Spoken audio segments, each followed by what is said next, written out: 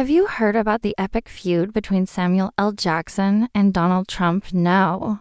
Well, buckle up, because this one's got all the spicy drama you could ask for, complete with truth bombs and Hollywood flair. The legendary actor just went all in on Trump, and it's more entertaining than a summer blockbuster. But why did Samuel L. Jackson, the ultimate Hollywood badass, decide to take shots at the former president? And how did it all start? Let's break it down. It all began with some offhand comments made by Jackson in an interview. Apparently, he told the world that he was a better golfer than Trump. Well, as you might imagine, that didn't sit too well with the Donald. But instead of letting it slide, Jackson decided to keep the beef going, throwing shade in a way only he could.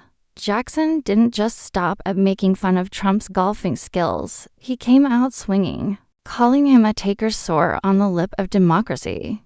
Oof, now, that's got to sting more than Trump's infamous spray tan. But Jackson wasn't done there. Oh no, he went further, saying Trump's presidency was like giving a toddler a loaded gun and hoping for the best. Talk about a brutal analogy. Jackson was dropping truth bombs left and right, comparing Trump's leadership to something straight out of a bad horror movie. And all of this wasn't just some casual banter. Jackson's words hit harder than a Tarantino fight scene. If there was anyone out there wondering whether Trump could take a punch, Samuel L. Jackson just proved he can't. In fact, Jackson's savage roast even had Trump scrambling for cover. According to Jackson, Trump tried to act like he didn't know him, claiming they'd never met.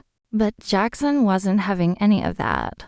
He fired back, revealing that Trump had, in fact, called him once to play golf. And that wasn't the only time Jackson encountered the man. They had crossed paths on several occasions.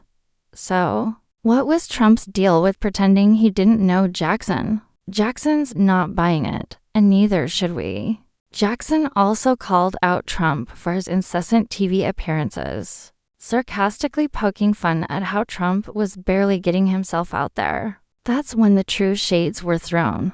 Trump's reaction? Well, probably a meltdown. But here's the kicker. Trump, who once ran Twitter like it was his personal megaphone, can't even tweet about this one. He's stuck in Twitter timeout, and it's probably driving him crazy. Imagine being the guy who used to tweet his every thought, only to find himself silent in the face of one of Hollywood's most iconic figures. It's got to be frustrating. Jackson's comments didn't just stop at one roast, though. He kept coming back with more, dishing out burns like a Texas BBQ joint serving ribs. With every word, Trump's ego likely took another hit. Jackson was relentless, and it was clear he wasn't holding back. In fact, after Jackson's unrelenting smackdown, Trump probably needed an ice pack for his bruised ego, especially with Jackson's verbal jabs going viral. As the drama unfolded, Jackson revealed more about the golfing incident that had started it all. He explained that Trump signed him up for one of his golf clubs without his knowledge. Imagine showing up to play, only to find out that the president had signed you up for a club and never mentioned it. That was just another level of petty, and Jackson wasn't about to let it slide. To make matters even more interesting, Jackson shared that the former president didn't even show up to the golf game when he was supposed to. Instead, it was Bill Clinton who was there, backing up Jackson's claims that Trump knew him. Now, while Jackson was roasting Trump on the golf course, he wasn't done just yet. He kept hammering away at Trump's political career, calling it out for what it was: a disaster. Jackson painted a picture of Trump's presidency that was less about politics and more about chaos, comparing it to a toddler with a gun. If that doesn't make you shudder, nothing will. Jackson was schooling Trump hard, and there was no way around it. Despite all this, Trump hasn't responded in the way many might expect. Normally, We'd be waiting for one of his signature Twitter rants in all caps. But thanks to his Twitter ban, we're not going to see that. And frankly, we're all a little relieved. It's hard to take someone seriously when they're blasting out messages at 3 a.m. with random capitalization and exclamation marks. Maybe Jackson's verbal takedown was exactly what Trump needed to keep him quiet for a while. It's been a long time since he's had to sit back and take it like this. So, what's next? Is Trump going to start a blog? Will he try his hand at TikTok dances to keep up with the times? Who knows? But we do know one thing: Jackson is clearly the one on top in this battle. After all, he's been dropping truth bombs like a pro while Trump can only watch from the sidelines.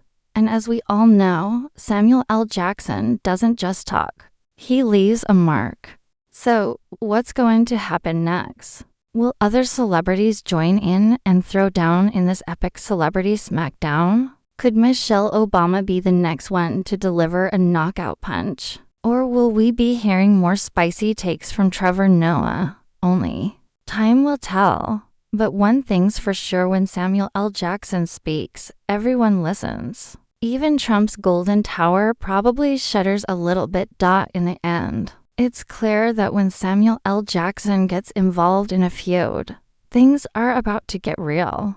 Trump may be feeling the heat right now, but Jackson's still standing tall, tossing around shade like it's his day job. Whether Trump wants to admit it or not, Samuel L. Jackson just taught him a thing or two about humility and how to roast someone until they're crispy. So, here's to Jackson's unrelenting style and his knack for leaving a lasting impression. Trump may want to take notes, or better yet, he could just stay quiet for a while. Either way, we'll be watching the drama unfold.